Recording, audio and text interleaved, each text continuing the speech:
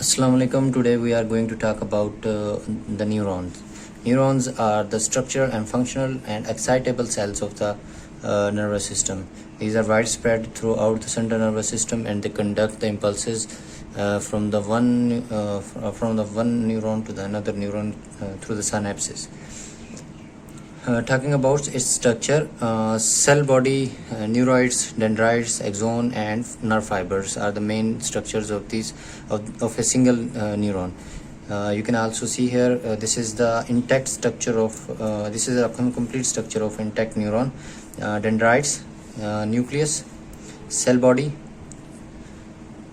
axon hillock, axon, and nasal granules. Nucleus is present in the center of the protoplasm, in the cytoplasm, and nucleus contains the genes, and it stores the gene, and it is the head, as you can this is the headquarter of any cell, nucleus. And the nasal granules are present widespread throughout the cytoplasm, but nasal granules are not present in the axon hillock, and nasal granules are not present in the axon also. Dendrites are the neuroids. Neuroids जो होते हैं वो dendrites भी होते हैं. ये small dendrites होते हैं जो impulse conduct करते हैं from another neuron to the cell body. Dendrites impulse conduct करते हैं किसी और न्यूरॉन से. फॉर एग्जांपल अगर यहाँ पर बात करें कि यहाँ पर कोई न्यूरॉन है तो यहाँ से इम्पल्स कंडक्ट करेंगे ये सेल बॉडी की तरफ डेंड्राइट्स, और जो एक्सोन होता है ये सेल इम्पल्स कंडक्ट करता है from the cell body to the terminal part of the neuron. Axon myelinated भी होता है और नॉन माइलिनेटेड भी होता है. और जो नर्व फाइबर होते हैं डेंड्राइट्स और एक्सोन को मिलाकर जो प्रोसेसेस होते हैं, डेंड्राइट प्रोसेसेस और एक्सोन प्रोसेसेस, इन दोनों को नर्व फाइबर्स कहते हैं. न्यूरॉन्स की कुछ टाइप्स हैं. मॉर्फोलॉजिकली अगर हम बात करें तो यूनिपोलर न्यूरॉन्स होते हैं, बाईपोलर न्यूरॉन्स होते हैं और मल्टीपोलर न्यूरॉन्स होते हैं. जो यूनिपोलर न्यूरॉन्स होते हैं उनमें देखें कि एक सेल बॉडी है और एक एक्सोन निकल रहा है. एक सेल बॉडी, एक एक्सोन हाइलेक्स से एक एक्सोन निकल रहा है, तो ये यूनिपोलर न्यूरॉन्स होते हैं. ये पोस्टीरियर रूट गैंग्लिया में मौजूद होते हैं. इस तरह की शेप के न्यूरॉन्स सिर्फ पोस्टीरियर रूट गैंग्लिया में मौजूद होते हैं. और जो बाईपोलर न्यूरॉन्स होते हैं ये रेटिना में और ये सेंसरी कोक्लिया में मौजूद होते हैं और वेस्टिबुलर गैंग्लिया में मौजूद होते हैं. ये देखें कि इसमें एक सेल बॉडी है और दो एक्सोन निकल रहे हैं, इसलिए इसको बाईपोलर न्यूरॉन्स कहते हैं. दो एक्सोन और एक एक्सोन हाइलक. और मल्टीपल न्यूरॉन की अगर बात करें, देखें कि इसमें एक सेल बॉडी है और मल्टीपल एक एक्सोन. जो एक्सोन है वो एक न्यूरॉइड मौजूद है, लेकिन जो दूसरे प्रोसेसेस हैं, जो साइटोप्लाज्मिक प्रोसेसेस हैं, वो मल्टीपल हैं. यहाँ पर साइटोप्लाज्मिक प्रोसेसेस नहीं हैं, यहाँ पर साइटोप्लाज्मिक प्रोसेस यानी कि डेंड्राइट्स मौजूद हैं. इस वजह से इसको मल्टीपल न्यूरॉन्स कहते हैं. ये वाइड स्प्रेड है in the brain and spinal cord. उसके बाद classification according to the size आ जाता है. न्यूरॉन्स की classification according to the size, जिसमें गोल्जी टाइप 1 न्यूरॉन्स होते हैं और गोल्जी टाइप 2 न्यूरॉन्स होते हैं. गोल्जी टाइप 1 न्यूरॉन्स इसका लॉन्ग एक्सोन होता है और ये 1 सेंटीमीटर तक इनकी लेंथ होती है. एक्सोन्स की लेंथ 1 सेंटीमीटर तक होती है. और ये pyramidal cells of the cerebrum में मौजूद होते हैं और Purkinje cells of the cerebellum, जो परकंजी सेल्स सेरिबेलम में ही मौजूद होते हैं और वहाँ पर ये न्यूरॉन्स मौजूद होते हैं. Motor cells of the spinal cord में मौजूद होते हैं. ये स्पाइनल कॉर्ड के जो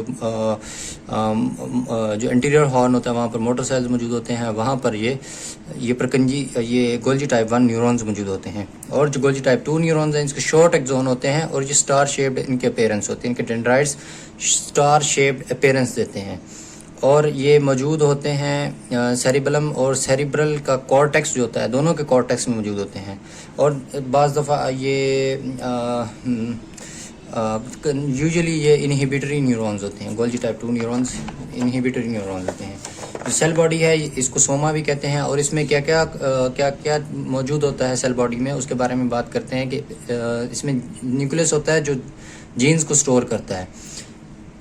जो मेच्योर न्यूरॉन होता है उसमें क्रोमोसोम्स डुप्लीकेट नहीं होते, इसलिए ये नॉन डिवाइडिंग सेल्स होते हैं। Mature neurons are the non dividing cells. और जो इमेच्योर न्यूरॉन्स होते हैं वो बाज़ दफ़ा डिवाइड होते हैं क्योंकि उनमें सेंट्रियोल्स में मौजूद होते हैं। निज़ल ग्रैन्यूल्स होते हैं ये रफ एंडोप्लाज्मिक रेटिकुलम के बने होते हैं। अब ये क्रोमेटोलाइसिस क्या होती है? क्रोमेटोलाइसिस जो नीजल ग्रैन्यूल्स होते हैं इनकी डिसअपीयरेंस को क्रोमेटोलाइसिस कहते हैं। एक्चुअली होता क्या है कि फिटीग होती है या कोई भी न्यूरोनल डैमेज जो होता है वो जो नीजल ग्रैन्यूल जो साइटोप्लाज्म में मौजूद होते हैं वो साइटोप्लाज्म के सेंटर से डिसअपीयर हो जाते हैं और साइटोप्लाज्म की पेरिफेरी में चले जाते हैं। अब इस तरह का फिनोमिनन जो होता है उसको कहते हैं कि जो नीजल ग्रैन्यूल्स है वो डिसअपीयर हो गए हैं। तो इस टर्म को कहते हैं कि ये क्रोमेटोलाइसिस है। जो निज़ल ग्रैन्यूल्स होते हैं जिस तरह पहले बताया कि एक्सोन हाइलेक और एक्सोन में मौजूद नहीं होते ये निज़ल ग्रैन्यूल्स। इसमें गोल्जी कॉम्प्लेक्स होता है for the process of proteins and mitochondria for the production of energy in the form of ATP to drive the production of neurotransmitters in the terminal part of the neuron. Neurofibrils मौजूद होते हैं और neurofilaments और इसमें microfilaments भी और microtubules भी मौजूद होती हैं for the support and to maintain the integrity of the cytoplasm of the neuron. और लाइसोसोम्स मौजूद होते हैं, lysosome primary lysosome, secondary lysosome और इसमें रेजिडुअल बॉडीज़ होती हैं। 3 तरह की लाइसोसोम, 3 टाइप्स होती हैं, 3 फॉर्म्स होती हैं लाइसोसोम्स की। जो प्राइमरी होता है उसमें जो न्यूली फॉर्म लाइसोसोम होता है और जो सेकेंडरी लाइसोसोम होता है इसमें पार्शियली डाइजेस्टेड मटेरियल मौजूद होता है जैसे कि माइलिन फिगर्स मौजूद होते हैं।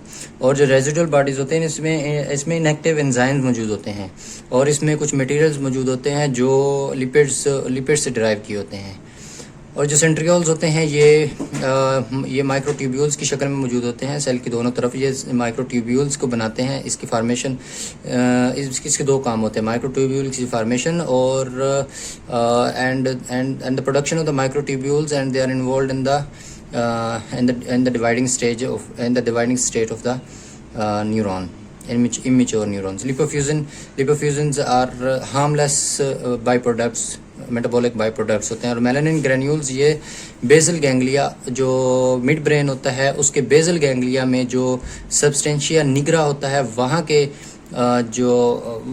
पर मौजूद होता है। ये मेलानिन ग्रैन्यूल्स जो वहाँ पर ज़्यादा मौजूद होते हैं क्योंकि वहाँ पर डोपामिन, मेलानिन ग्रैन्यूल्स टायरोसिन से बने होते हैं और tyrosine as you know is required for the production of the dopamine and further norepinephrine and epinephrine.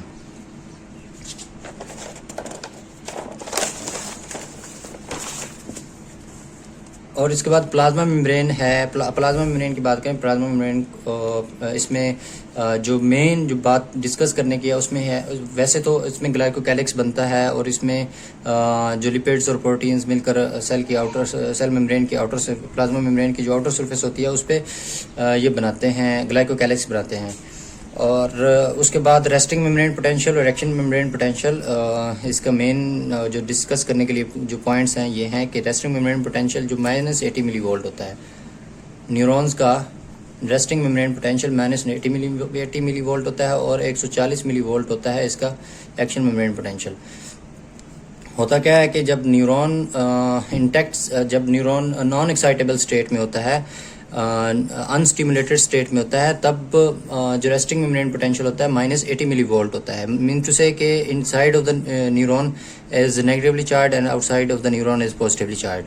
जैसे ही कोई केमिकल, मैकेनिकल या फिजिकल स्टिमुलस आता है या इलेक्ट्रिकल स्टिमुलस आता है उसमें क्या होता है कि ये शिफ्ट होता है, ये जो चार्जेस हैं ये शिफ्ट होते हैं। मीन टू से कि inside of the neuron becomes more positive than and outside of the neuron become more negative.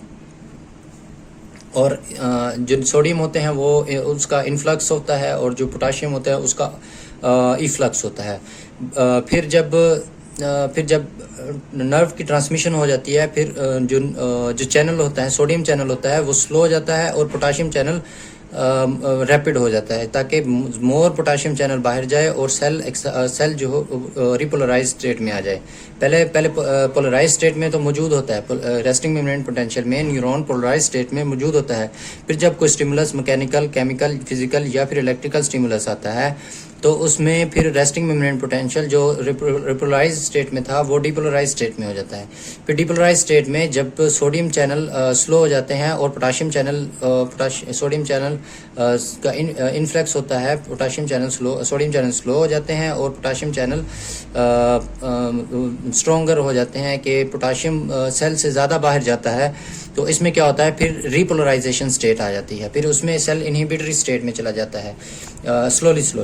फिर ये तो था कि पहले रिपोलराइज स्टेट में था, फिर डिपोलराइज स्टेट में आ गया, फिर ये रेस्टिंग मोमेंट पोटेंशियल भी आ गया। इस तरह का ग्राफ बनता है कि यहाँ पर सेल जो है -80 मिली वोल्ट में मौजूद है और यहाँ पर सेल इनहिबिटरी स्टेट में मौजूद है, सेल रिपोलराइज स्टेट में मौजूद है। जैसे ही कोई स्टिमुलस आया तो ये यहाँ पर यहाँ पर 140 मिली वोल्ट है। तो ये सेल ये देखिए यहाँ ये जो लाइन है ये शो करती है डिपोलराइजेशन को। यहाँ पर रिपोलराइजेशन है, ये लाइन रिपोलराइजेशन को शो करती है और ये वाली जो लाइन है ये डिपोलराइजेशन को शो करती है। फिर सोडियम जो आयन होता है इसकी इन्फ्लक्स स्लो हो जाती है और पोटाशियम की इन्फ्लक्स ज़्यादा हो जाती है और उस नतीजे में सेल हाइपरपोलराइजेशन स्टेट में चला जाता है, जाने की कोशिश करता है। फिर पोटाशियम जो बाहर चला जाता है तो फिर क्या होता है कि ये फिर रिपोलराइजेशन स्टेट हो जाती है। ये एक बार कंडक्शन हो गई न्यूरॉन में। फिर उसके बाद स्नैप्सिस होते हैं, केमिकल स्नैप्सिस होते हैं और इलेक्ट्रिकल स्नैप्सिस होते हैं। केमिकल स्नैप्सिस जो होते हैं ये ज़्यादातर यही नर्वस सिस्टम में मौजूद होते हैं। इलेक्ट्रिकल स्नैप्सिस तो बहुत रेयर होते हैं। केमिकल स्नैप्सिस में ये होता है कि केमिकल ट्रांसमीटर जो होते हैं, केमिकल सब्सटेंसेस जिसको न्यूरोट्रांसमीटर भी होते हैं, वो एक स्नैप से दूसरे स्नैप एक न्यूरॉन से दूसरे न्यूरॉन में जाते हैं थ्रू द स्नैप्स। और फिर जो इलेक्ट्रिकल न्यूरॉन होते हैं ये केमिकल न्यूरॉन होते हैं, ये यूनिडायरेक्शनल होते हैं। ये सिर्फ मतलब एक न्यूरॉन से, अगर ये न्यूरॉन है तो ये दूसरा न्यूरॉन है, ये स्नैप्स है दरमियान में, तो ये ऐसे सिर्फ यूनिडायरेक्शनल होते हैं। और जो इलेक्ट्रिकल स्नैप्सिस होते हैं ये न्यूरॉन है, इसमें जो न्यूरोनल स्नैप्सिस होते हैं ये इनका जंक्शन बहुत कम होता है, इनका जो जंक्शन होता है ये बहुत कम होता है और ये फिर इस तरह के यूनिडायरेक्शनल होते हैं, यानी कि दोनों तरफ आयंस मूव करते हैं इलेक्ट्रिकल स्नैप्सिस में। ये बाई डायरेक्शनल होते हैं इलेक्ट्रिकल स्नैप्सिस। और उसके बाद बात करें न्यूरोट्रांसमीटर की। Neurotransmitter are the chemical substances that transmit carry the information from one neuron to another neuron. और जो न्यूरोट्रांसमीटर्स सिर्फ इम्पल्स को ट्रांसमिट करवाते हैं in the form of the chemical messengers, chemical substances through the synapse. और इसमें होता क्या है कि कुछ न्यूरॉन्स हैं जो इनहिबिटरी हैं, कुछ न्यूरॉन्स हैं जो एक्साइटेटरी न्यूरॉन्स हैं। इनहिबिटरी न्यूरॉन जिस तरह के गाबा इनहिबिटरी न्यूरॉन है और डोपामिन इनहिबिटरी भी है, एक्साइटेटरी भी है, सब्सटेंशिया निग्रा में मौजूद होता है। और ग्लाइसिन है जो स्पाइनल कॉर्ड में मौजूद होता है। और उसके बाद नॉरएपिनेफ्रिन है जो मेडुला, जो रेनल मेडुला होता है वहाँ से सिक्रीट होते हैं। फिर उसके बाद ग्लूटामेट आ जाता है, ग्लूटामेट भी, फिर उसके बाद एपिनेफ्रिन भी, और ये सारे न्यूरोट्रांसमीटर्स हैं। तो उसके बाद न्यूरोमोडुलेटर्स आ जाते हैं। Neuromodulators actually these are not the neurotransmitters, these are the modulators of the neurotransmitter. सिर्फ ये न्यूरोट्रांसमीटर को मॉड्यूलेट करते हैं, उसके एक्शन को मॉड्यूलेट करते हैं न्यूरोट्रांसमीटर। ये स्क्रीट दोनों के न्यूरोट्रांसमीटर के साथ ही स्क्रीट होते हैं सिनेप्टिक क्लेफ्ट में, लेकिन ये न्यूरोट्रांसमीटर के एक्शन को मॉड्यूलेट करते हैं। और उसके बाद हम बात कर लेते हैं न्यूरोग्लियल सेल्स की। जो न्यूरोग्लियल सेल्स ये एक तो नॉन एक्साइटेबल सेल्स होते हैं, नॉन न्यूरोनल सेल्स भी कहते हैं इनको, ग्लायल सेल्स भी कहते हैं। और ये इलेक्ट्रिकल इम्पल्स को कंडक्ट नहीं करते। जिस तरह के न्यूरॉन्स इलेक्ट्रिकल इम्पल्स को कंडक्ट करते हैं, ये न्यूरोग्लियल सेल्स इलेक्ट्रिकल इम्पल्स को कंडक्ट नहीं करते। और इसमें कुछ ये पेरिफेरल नर्वस सिस्टम में मौजूद होते हैं न्यूरोग्लियल सेल्स, और सेंट्रल नर्वस सिस्टम में मौजूद होते हैं। सिर्फ सेंट्रल नर्वस सिस्टम के न्यूरोग्लियल सेल्स है, उनमें एक आ जाता है जी एस्ट्रोसाइट, और फिर उसके बाद आ जाता है जी माइक्रोग्लिया, फिर आ जाता है जी ओलिगो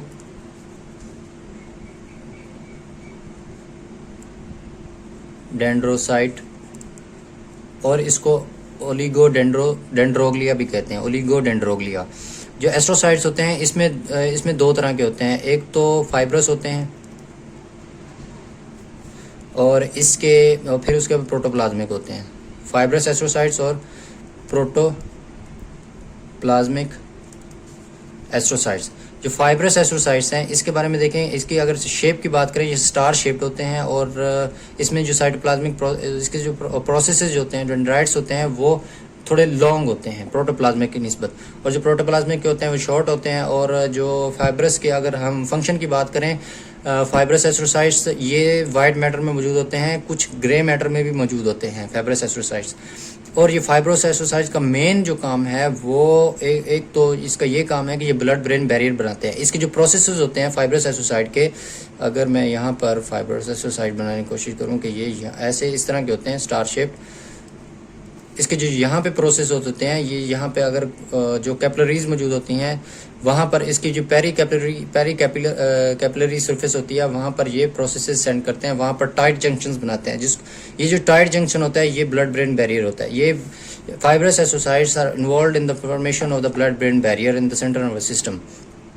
और जो प्रोटोप्लाज्मिक होते हैं ये दो जो न्यूरोनल सेल बॉडीज़ होती हैं उनके दरमियान रन करते हैं, दो न्यूरोनल सेल बॉडीज़ के दरमियान रन करते हैं, यानी कि दो नहीं, जो न्यूरोनल सेल बॉडीज़ होती हैं उनके दरमियान ये रन करते हैं। न्यूरोनल जो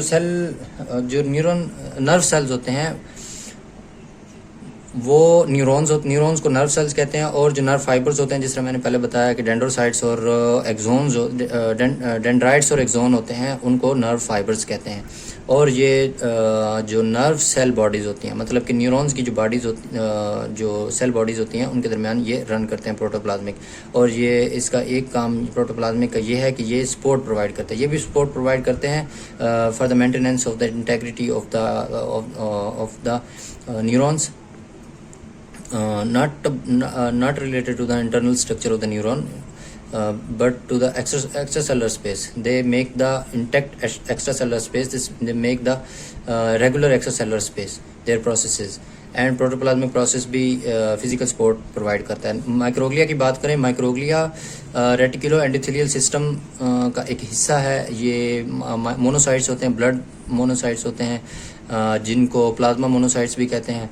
ये प्लाज्मा मोनोसाइट्स ये जब सेंट्रल नर्वस सिस्टम में आते हैं तो इनको मैक्रोग्लिया कहते हैं, वहाँ पर ये डिफ्रेंशिएट हो जाते हैं। Actually these are the macrophages of the nervous system, central nervous system, these are the macrophage. अच्छा, इनका काम होता है फैगोसाइटोसिस करना और जो न्यूरोनल सेल्स के डेब्रिस होते हैं उनको क्लियर करना, सेलुलर डेब्रिस को क्लियर करता है।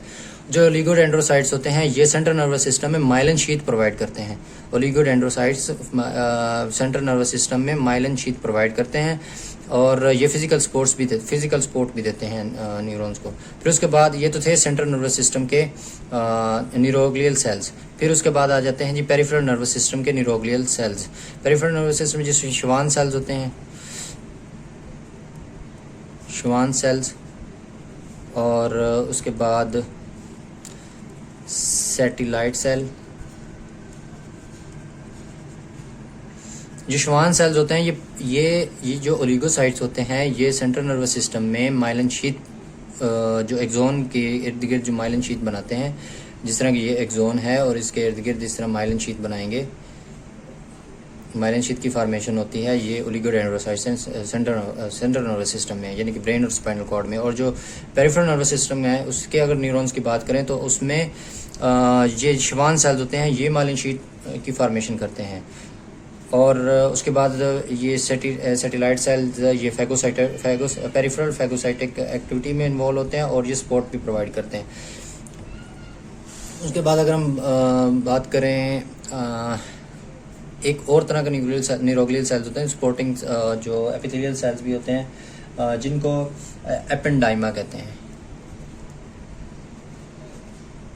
एपेंडाइमा। एपेंडाइमा ये जो कैविटीज़ होती हैं, जिस तरह के थर्ड वेंट्रिकल और फोर्थ वेंट्रिकल, और फिर उसके बाद स्पाइनल कॉर्ड की जो स्पाइनल कैनाल होती है, इसको लाइन करते हैं। यानी कि ये मैं अगर स्ट्रक्चर ड्रा करूं थर्ड वेंट्रिकल की, फिर उसके बाद ये सेरेब्रल एक्वेडक्ट, ये सेरेब्रल एक्वेडक्ट, फिर उसके बाद ये फोर्थ वेंट्रिकल, फिर ये नीचे spinal canal, spine through in the centre of the spinal cord. अब यहाँ पर प्लेक्सेस मौजूद होते हैं, यहाँ पर वेनस प्लेक्सेस मौजूद होते हैं, और फिर यहाँ पर भी वेनस प्लेक्सेस मौजूद होते हैं। अब जो फिर अगर मैं वेनस प्लेक्स, एक तो ये एक स्ट्रक्चर होगी, फिर उसके बाद अगर मैं स्ट्रक्चर बनाऊं, ये थर्ड वेंट्रिकल यहाँ पर पिट्यूटरी ग्लैंड के ये मीडियन एमिनेंस, और जो तीन तरह के एपेंडाइमा होते हैं। एक तो होता है एपेंडाइमोसाइट,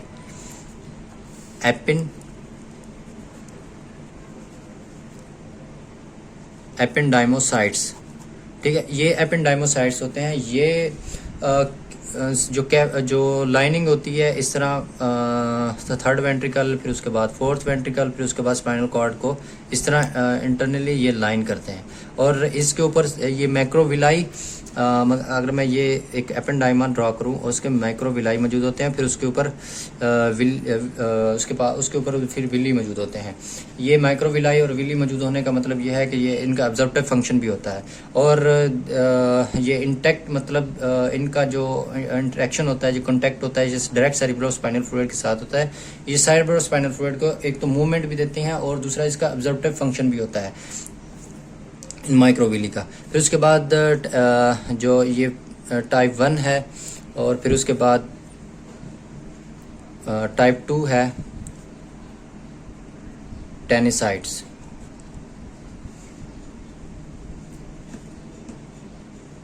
ये जो टेनिसाइट्स होते हैं, ये जो थर्ड वेंट्रिकल होता है, इसके फ्लोर में मौजूद, ये थर्ड वेंट्रिकल है, इसके फ्लोर में मौजूद हैं ये टेनिसाइट्स। मीडियन एमिनेंस के ऊपर ये टेनिसाइट्स मौजूद होते हैं। और जो टेनिसाइट्स मौजूद होते हैं, ये जो केमिकल ये प्रोटेक्शन देते हैं उसको, थर्ड वेंट्रिकल के फ्लोर को, और इसमें भी इसके ऊपर भी माइक्रोविलाई और विलाई मौजूद होते हैं। These are, as I told you earlier, that these are involved in the absorptive function of the third ventricle. फिर उसके बाद कोरोइड एपिथेलियल सेल्स, तीसरी है कोरोइड एपिथेलियल सेल। ये एपेंडाइमा की पहली फॉर्म एपेंडाइमोसाइट्स, टेनिसाइट्स और कोरोइड एपिथेलियल सेल्स।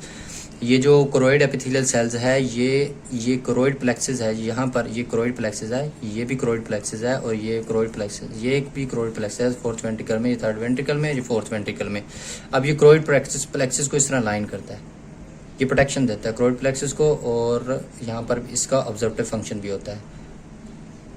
ये इस तरह लाइन करता है ये कोरोइड प्लेक्सेस को, कोरोइड एपिथेलियल सेल्स। तो ये था आज का टॉपिक। इंशाल्लाह अगली वीडियो में नए टॉपिक के साथ हाजिर होंगे, और चैनल को ज़रूर सब्सक्राइब करें और लाइक भी करें। Thank you so much. अल्लाह हाफिज़।